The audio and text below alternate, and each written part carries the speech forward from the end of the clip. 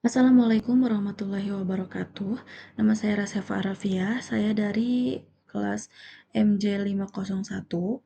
Pada kesempatan kali ini saya akan membahas implikasi hukum penyitaan aset pada kasus penggelapan pajak.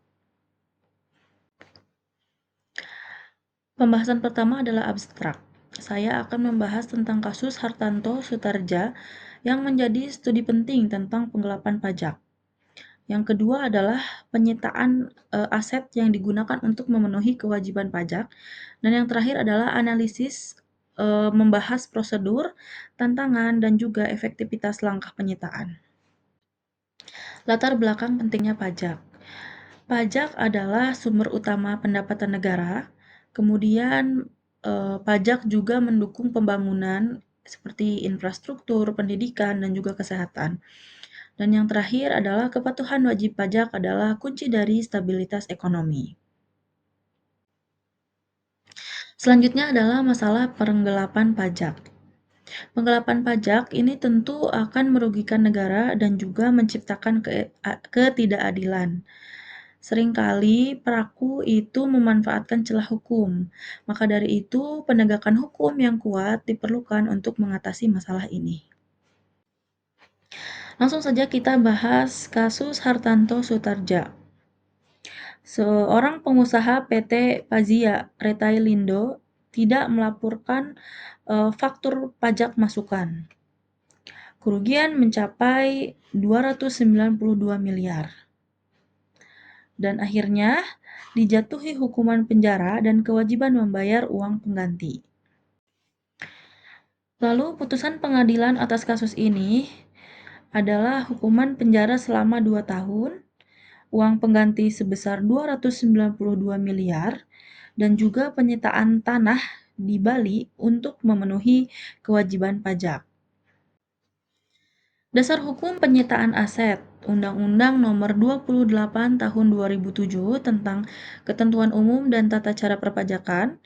Lalu ada Undang-Undang Nomor 19 Tahun 2000 tentang wewenang kejaksaan untuk penyitaan, dan juga penyitaan dilakukan setelah putusan berkekuatan hukum tetap.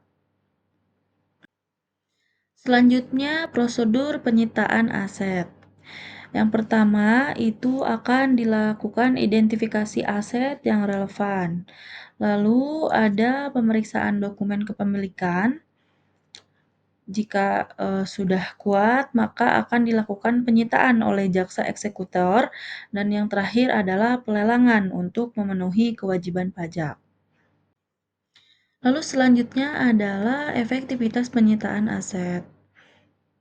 Apa saja sih dampak dari penyitaan aset itu? Yang pertama adalah memberikan efek jerak kepada pelaku penggelapan, kemudian memulihkan sebagian kerugian negara, dan juga menunjukkan keseriusan pemerintah dalam penegakan hukum. Tantangan dari penyitaan aset ini adalah nilai aset itu sering tidak mencukupi kewajiban pajak. Dan yang kedua adalah potensi gugatan hukum terkait kepemilikan aset. Lalu solusinya adalah penguatan prosedur dan koordinasi antar lembaga. Dampak penyitaan aset pada terpidana yang pertama adalah kehilangan aset berharga, reputasi pribadi dan bisnis tercemar, dan juga memberikan efek jera terhadap tindakan penggelapan pajak. Sedangkan dampak pada negara adalah memulihkan sebagian keuangan negara yang dirugikan, kemudian meningkatkan kepercayaan publik terhadap sistem pajak, dan juga memperkuat disiplin wajib pajak lain.